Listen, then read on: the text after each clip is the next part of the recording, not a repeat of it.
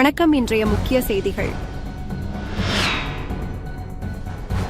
ஈழப்பிரச்சினையில் அமைச்சரின் சகோதரியுடன் தகராறு செய்த பாஜக பிரமுகர் மற்றும் அவரது தந்தையை போலீசார் கைது செய்தனர்.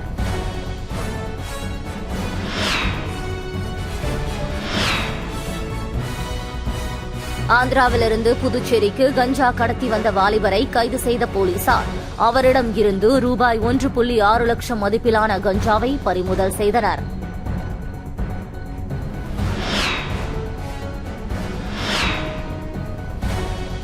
புதுச்சேரியில் பள்ளி மாணவனிடம் அவசரம் என உதவி கேட்பது போல் நாடகமாடி நூதன முறையில் ஏமாற்றி புதிய சைக்கிளை திருடி சென்ற பெண்ணை போலீசார் தேடி வருகின்றனர்.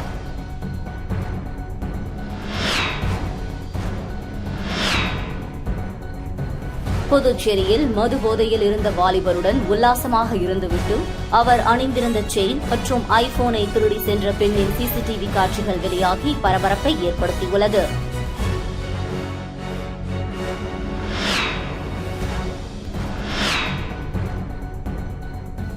விழுப்புரம் மாவட்டம் கண்டமங்கலத்தில் மின்வாரிய தினக்கூலி ஊழியர் பணியின் போது மின்சாரம் தாக்கி டிரான்ஸ்பார்மரில் உயிருக்கு போராடிய அதிர்ச்சியூட்டும் வீடியோ காட்சிகள் வெளியாகியுள்ளது. இனி வருவது விரிவான செய்திகள். இலங்கை அரசால் கைது செய்யப்பட்டு விடுவிக்கப்பட்ட காரைக்கால் மீனவர்கள் கவர்னர் கைலாஷ்நாதனை சந்தித்து நன்றி தெரிவித்தனர். காரைக்கால் மீனவர்கள் உட்பட 13 பேர் இலங்கை கடற்படையால் கைது செய்யப்பட்டு சிறையில் அடைக்கப்பட்டனர். அதில் ஒரு மீனவருக்கு காலில் துப்பாக்கி குண்டு பாய்ந்து காயமடைந்தார். அவருக்கு முழு மருத்துவ சிகிச்சை அளிக்கவும் கைது செய்யப்பட்ட மீனவர்களை உடனடியாக விடுவிப்பதற்கான நடவடிக்கைகளை துரிதப்படுத்தவும் கவர்னரை சந்தித்து கேட்டுக் கொண்டனர்.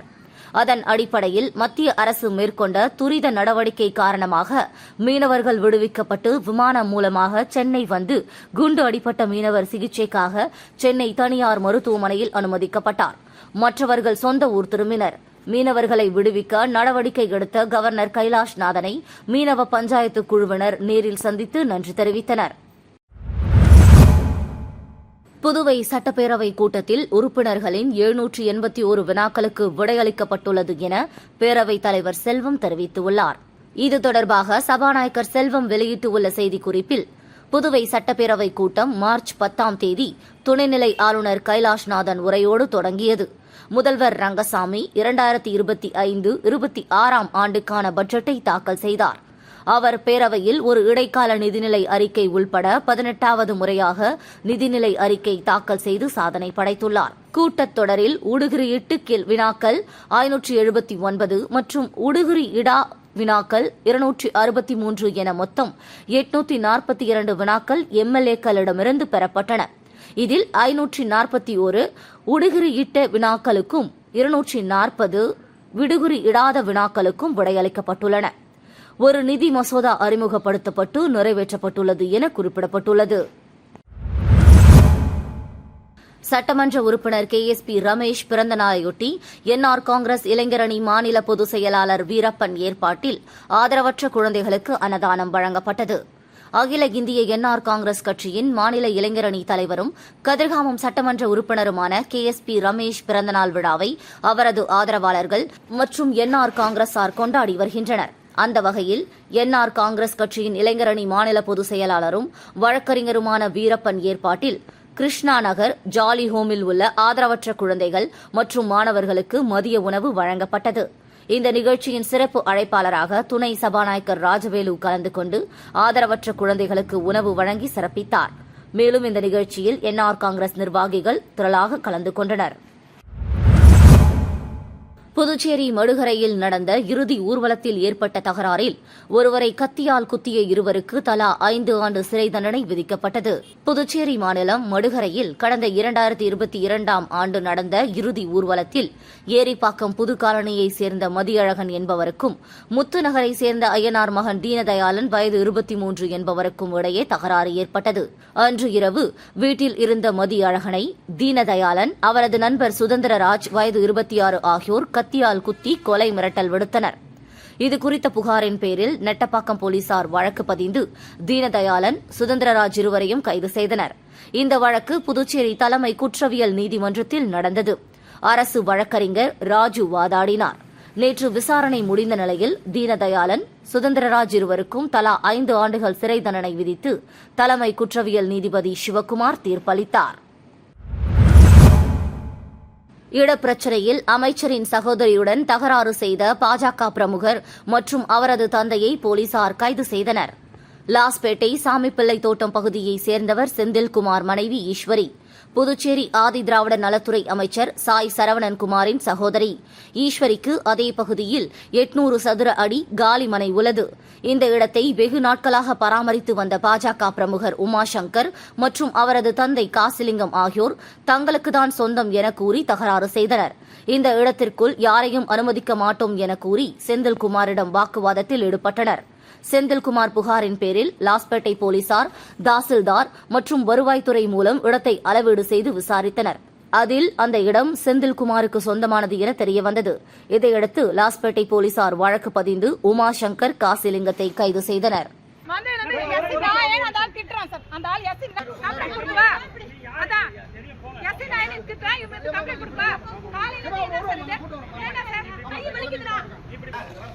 அது புடுங்க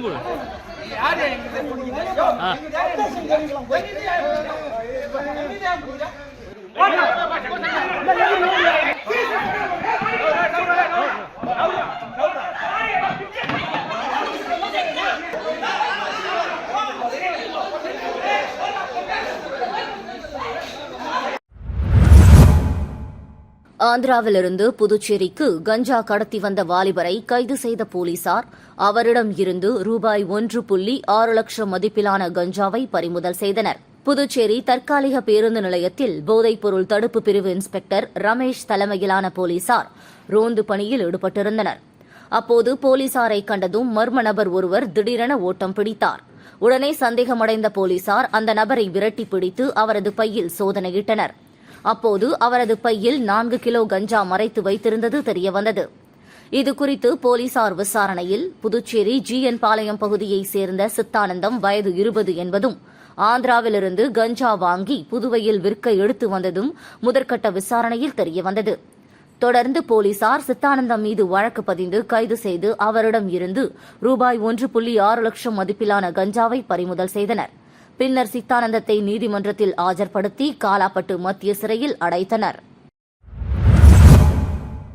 புதுச்சேரி காமராஜ் நகர் தொகுதிக்குட்பட்ட நாராயணதாஸ் வீதியைச் சேர்ந்த 9ஆம் வகுப்பு பள்ளி மாணவன் கடந்த ஒரு வாரத்திற்கு முன்னர் தனது பெற்றோர்கள் வாங்கிக் கொடுத்த ரூபாய் 25,000 மதிப்புடைய தனது விலை உயர்ந்த புதிய சைக்கிளில் நேற்று மதியம் அருகில் உள்ள கடைக்கு சென்று வீட்டிற்கு திரும்பிய நிலையில் அவரை பின்தொடர்ந்து வந்த பெண் ஒருவர் வீட்டிற்குள் இருந்த மாணவனை அழைத்து தனது கையில் கொண்டு வந்த மணிபர்ஸ் அருகில் உள்ள கடையருகே தவறிவிட்டது. யாரேனும் எடுத்து விடுவார்கள், சைக்கிளை தந்தால் உடனே சென்று எடுத்து வந்து சைக்கிளை திரும்ப கொடுக்கிறேன் உதவி கேட்பது போல் நூதன முறையில் நாடகமாடியுள்ளார். மாணவன் பரத் அவசரம் என உதவி கேட்கிறார் என நம்பி சைக்கிளை கொடுத்து அனுப்பியுள்ளார். ஆனால் சைக்கிளை எடுத்துக்கொண்டு சென்ற பெண் நீண்ட நேரமாகியும் திரும்ப வரவில்லை.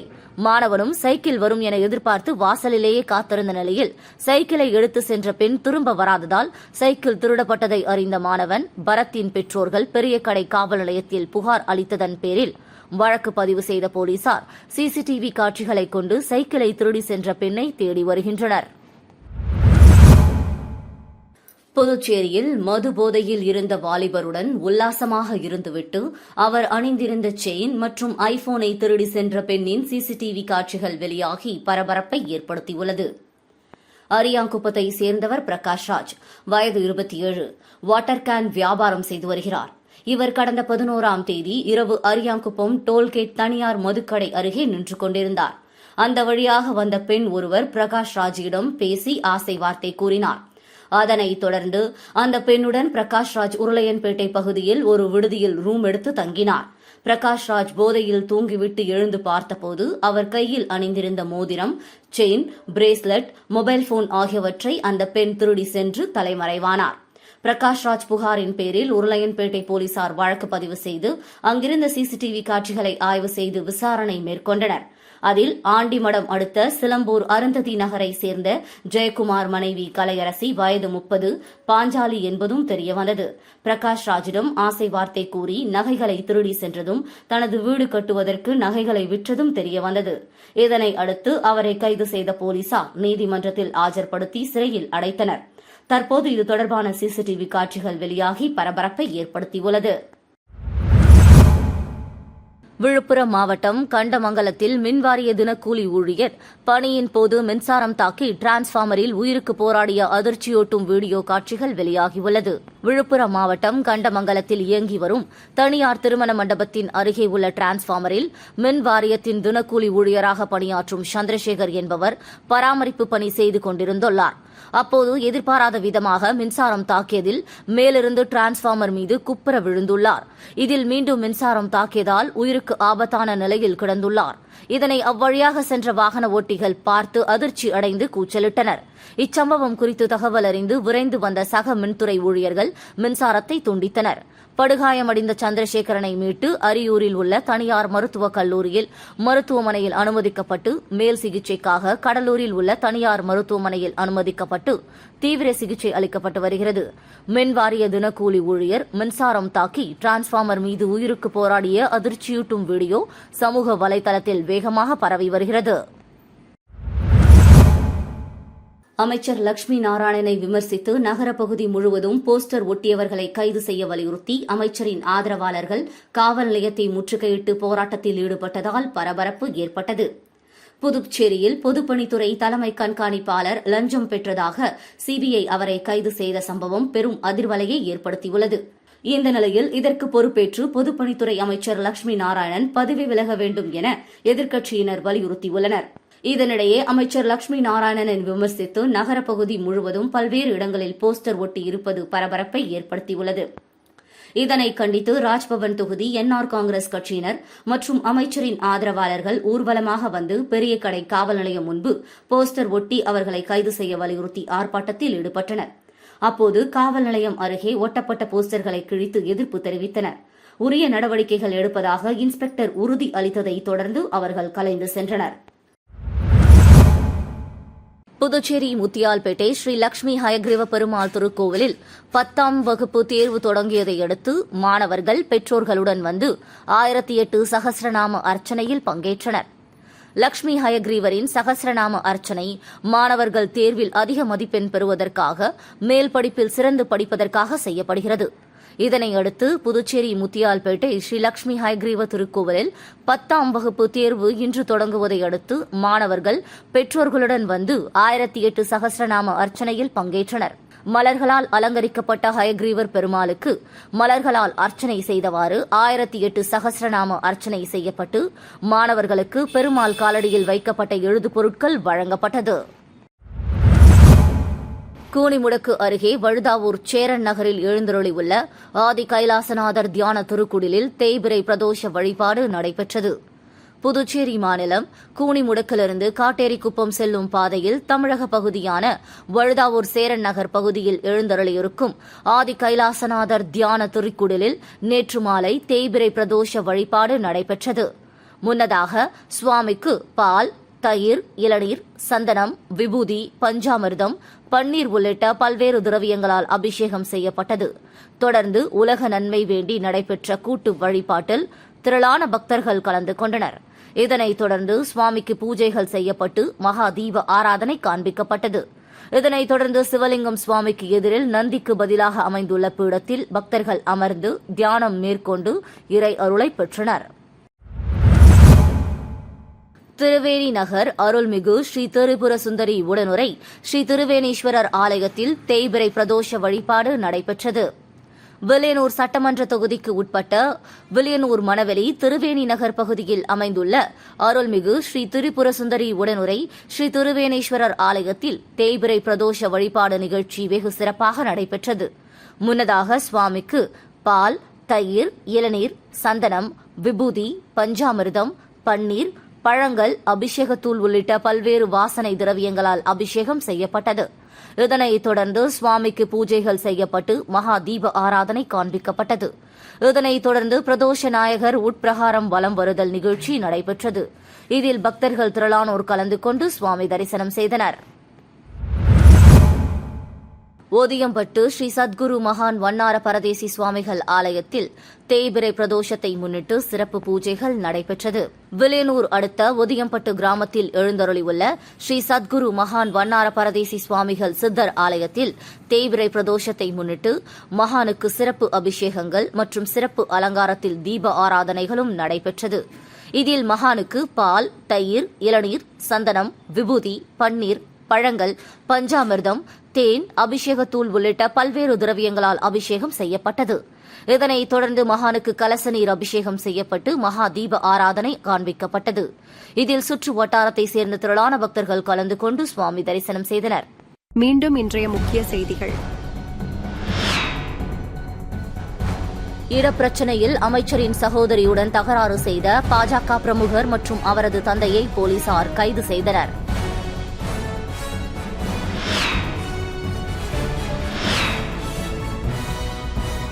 ஆந்திராவிலிருந்து புதுச்சேரிக்கு கஞ்சா கடத்தி வந்த வாலிபரை கைது செய்த போலீசார் அவரிடம் இருந்து ரூபாய் 1.6 லட்சம் மதிப்பிலான கஞ்சாவை பறிமுதல் செய்தனர்.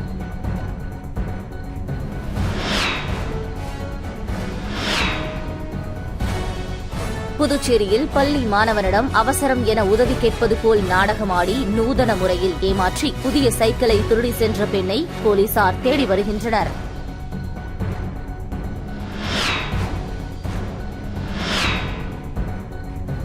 புதுச்சேரியில் மது போதையில் இருந்த வாலிபருடன் உல்லாசமாக இருந்துவிட்டு அவர் அணிந்திருந்த செயின் மற்றும் ஐபோனை திருடி சென்ற பெண்ணின் சிசிடிவி காட்சிகள் வெளியாகி பரபரப்பை ஏற்படுத்தியுள்ளது.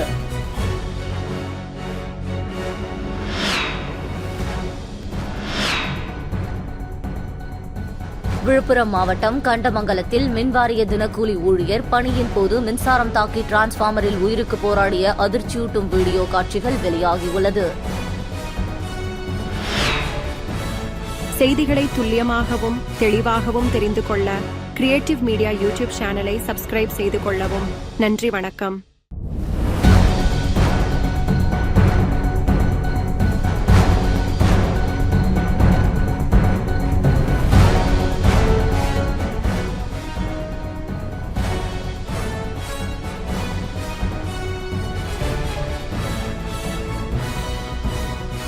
நம்ம சேனலை சப்ஸ்கிரைப் பண்ணுங்க, லைக் பண்ணுங்க, ஃப்ரெண்ட்ஸ்க்கும் ஷேர் பண்ணுங்க.